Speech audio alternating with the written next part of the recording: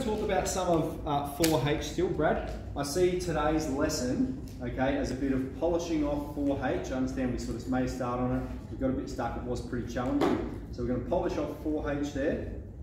That's sort of the plan, and if you have finished 4H, then you can move on to those trig identities worksheets, okay? Which I've been saying relentlessly, that's the crux of the unit here, is the rearrangement and manipulation of those. So these examples I'm going to go through are going to be reasonably challenging, but I would like to work through a fair bit of 4H with you guys today. Okay, so the first one here, this is what we did yesterday, just before our lesson expired, before we ran out of time. We proved that cos 3 theta equals 4 cos to the 3 theta take 3 cos theta. Okay, we've proved that already. That was 4 part A. So now we're going to go through 4 part B, which says hence solve this equation. Okay, we want to solve this equation. And so whenever it says that word hence, okay, you're going to see that pop up a lot, year 11, year 12 exams. It means using what you just did above, okay, or relate it to what's been done above, perform this, solve this, okay? So we've got to see a link between here and here, all right? And hopefully you can. Hopefully you can see that if we just focus on this part here, okay, that is equal to 2 times exactly this part here, 4 cos to the 3 theta, take 3 cos theta, okay, plus 1. If you distribute that 2, it's going to equal what you have above. Okay? So, that 2 could distribute. And then we're saying, alright, well we know that this simplifies to this. That's what we proved. We know that 4 cos to the 3 theta take 3 cos theta simplifies to cos of 3 theta. So I'm going to replace this part in brackets with cos of 3 theta. Okay, and now this is something that we can solve. Okay, we've got 2 cos of 3 theta is minus 1.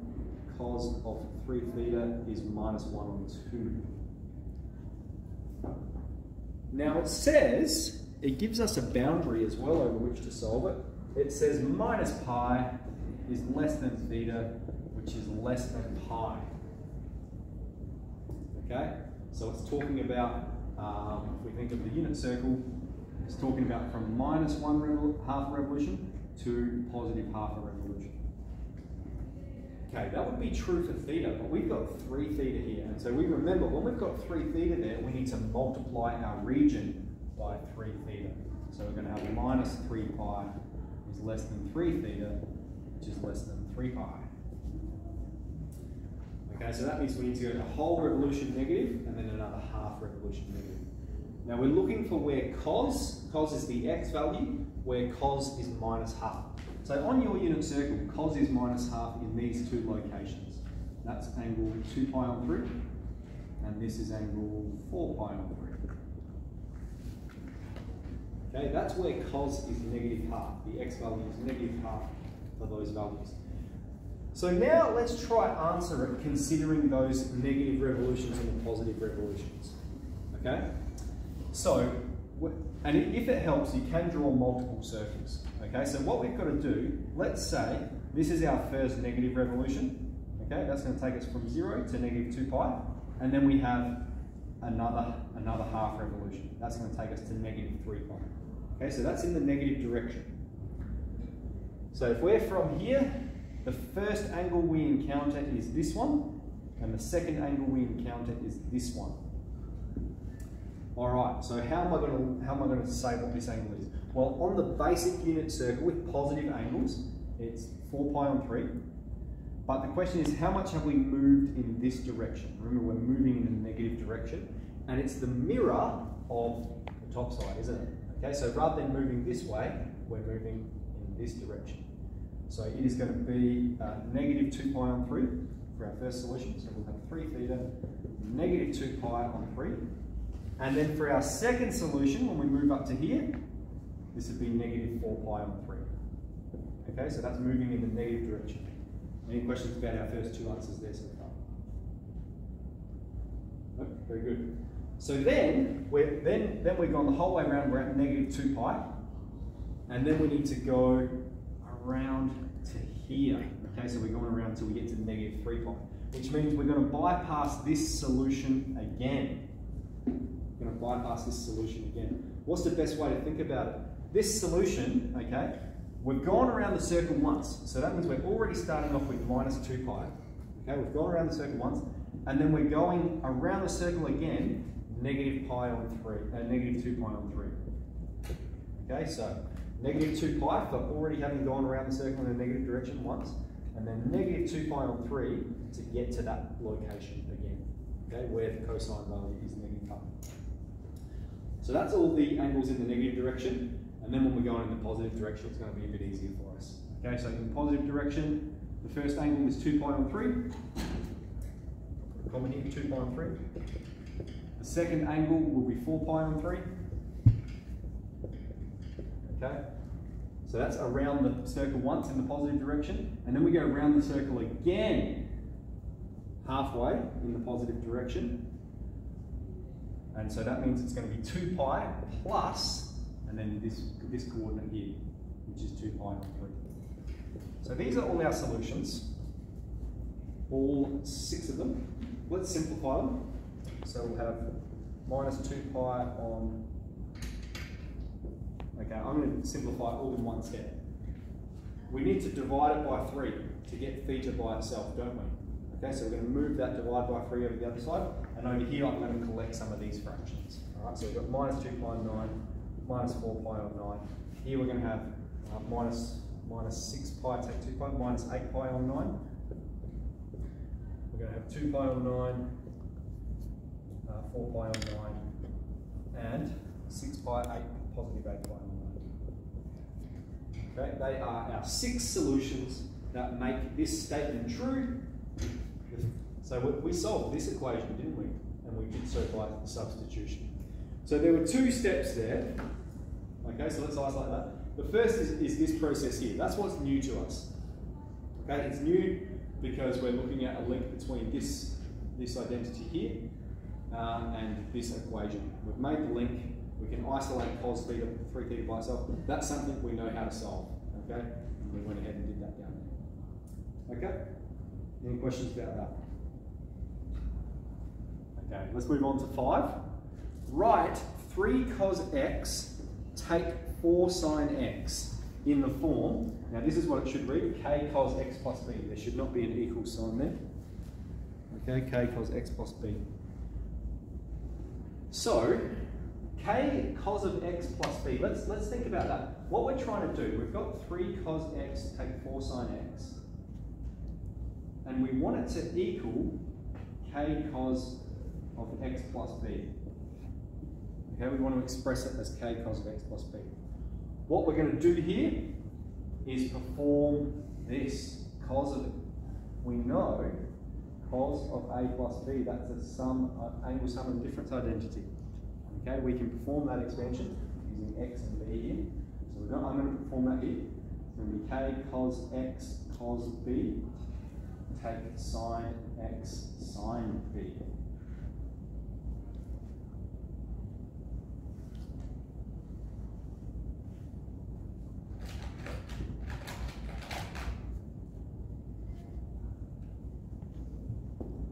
Okay, then what we're going to do is distribute the k. So I'll write this up here. 3 cos x take 4 sine x equals k cos x cos b take k sine x sine b. And then we're going to, yes, Brad? How come the k's on the other side of the equal sign? Yeah, that's a typo. That's what it's supposed to say. Yep. Yeah. Okay, so what we're going to do, we're going to equate like terms on either side. So because the left-hand side equals the right-hand side, this term is going to equal this term. All right, so this term, because this is the cos of the x term, isn't it? And so what we have then is, let's make 2 separate statements. K cos x cos b, okay, that term equals this term, equals 3 cos x. Okay, we can divide both sides by cos x, or cancel from both sides. and we'll have k cos b equals 3. Okay, so I've said this, if these two sides are equal to one another, then we can equate the terms with the same variable being cos of x. We can do the same here. Okay, we're going to have k sine b equals 4. So I'll do that one in the same process if that's going to help. So here we're going to have k sine x sine b equals 4 sine x. Okay, so I'm completely ignoring the negative. It applies to both terms. So we can completely ignore it and say this term and this term are the same. So I'm saying they're equal to one another, and we can cancel sine x from both sides there. So here we'll have k sine x equals 4. Sine b, isn't it? K sine b. Okay, so now what we're going to do is we're going to combine them. Okay? We're going to combine them. So because we have k cos b is 3 and k sine b is 4, we've separated it into two equations now, and we can do anything we want as long as we're maintaining equality. So what we're going to do here is I'm going to square both sides of this equation. So I'm going to have k squared cos squared b is 9. And then here I'm going to have k squared sine squared b is 16. Okay? And then even what I'm going to do, I'm going to add these two equations together. Alright, so on the left, because this side is equal to this side, and this side is equal to this side, I can go, oh well, k squared cos squared b plus k squared sine squared b is going to equal 9 plus 16. I've added this side and this side, therefore it's equal to 9 and 16. Okay, maybe you can see what's going on here now. K squared is common. We're left with cos squared b plus sine squared b.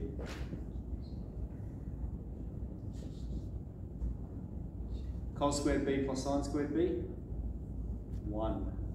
Okay? Anytime we have the same angle, doesn't matter what the size of the angle is, doesn't matter its value, the sum of the squares will be 1. So we have k squared is 25, we've got k is 5. We know it's positive because we're restricted to the positive region in the question. It says it has to be greater than 0. Okay, so we've got k, we haven't got b yet, but we can use any of these equations to find b. Okay, we could use this one, we could use this one, we could use it in any step. I think here's going to be the most simple. Okay, let's go here. We've got k cos b equals 3. Well, we've got k is 5, so therefore 5 times cos of b is 3. So therefore cos of b is 3 on 5. And then we can isolate b by going b is the inverse of cos of 3 on 5. Okay, we use our calculator to determine the value of that.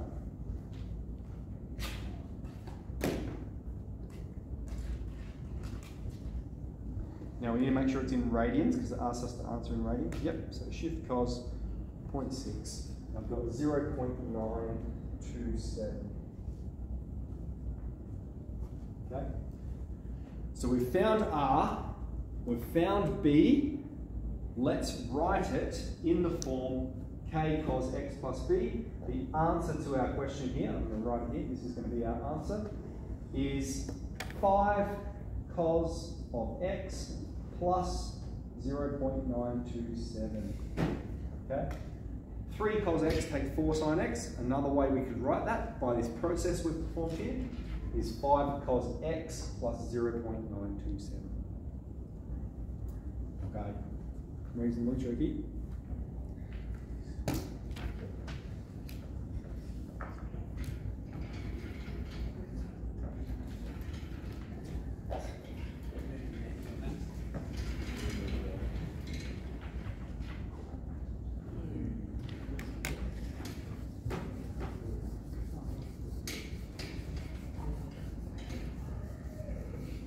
Okay, so in the next part, it says, can you prove that relationship in general terms? I'm not going to go over that just yet. I'll leave that out, maybe as an activity for you to do if you're interested, or we can go through it a bit later.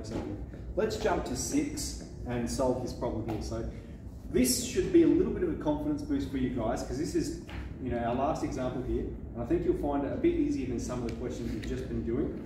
And this is what some of the later questions are a bit more like, sort of like question 10, 11 onwards. So it says, show that sine of A take B, take sine of A plus B equals minus 2 cos A sine B. Okay? So it wants us to show that this is true. So whenever we're asked to prove something, we're going to start with the left-hand side, and we're going to try and manipulate it until we can end up with the right-hand side.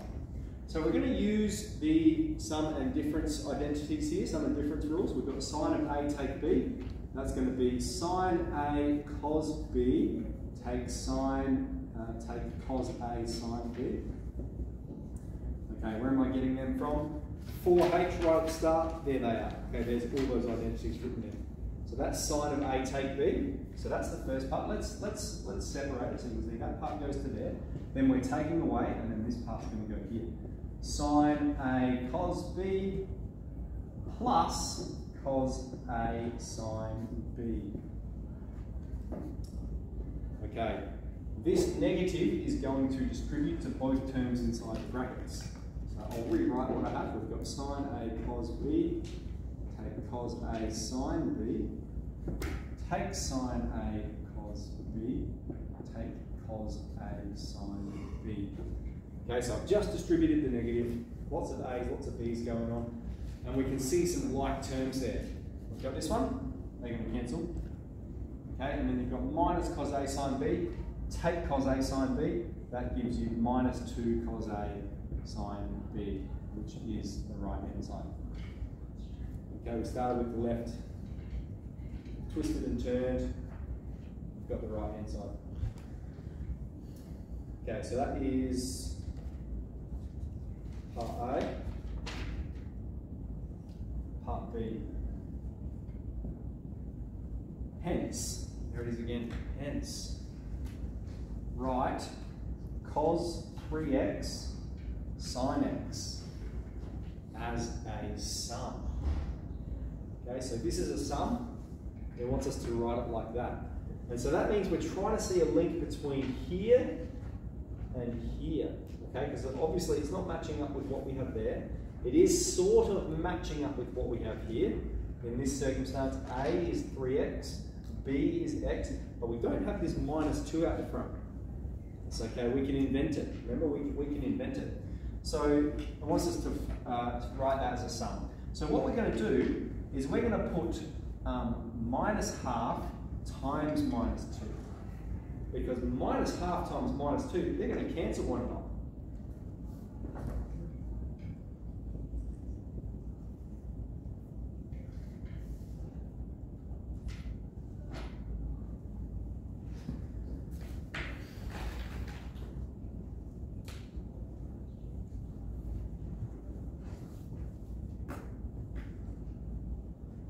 Okay, now you can see the link, all right?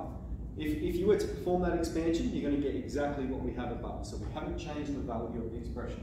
It's super creative what we're doing, isn't it? We're multiplying by minus half. And now you can see the link between there and there. That's very clear. And so we're going to move from this step, from the minus 2 cos A sine B, to sine of A take B take sine of A plus B. Okay, so in this circumstance, A is 3x and B is x. So the minus half has to hang out the front of the whole lot of them. So that's going to stay there. We've got minus half. And then in brackets, we're going to have sine of A take B. Angle, Brad? Yeah. Angle A take B. So that's going to be 3x take x. Okay, so that's the first part. Sine of A take B. Take away sine of A plus B. Boys, stop it. 3x plus x. Okay, and so we're going to have minus half sine of 2x take sine of 4x. Written as a sum. Okay.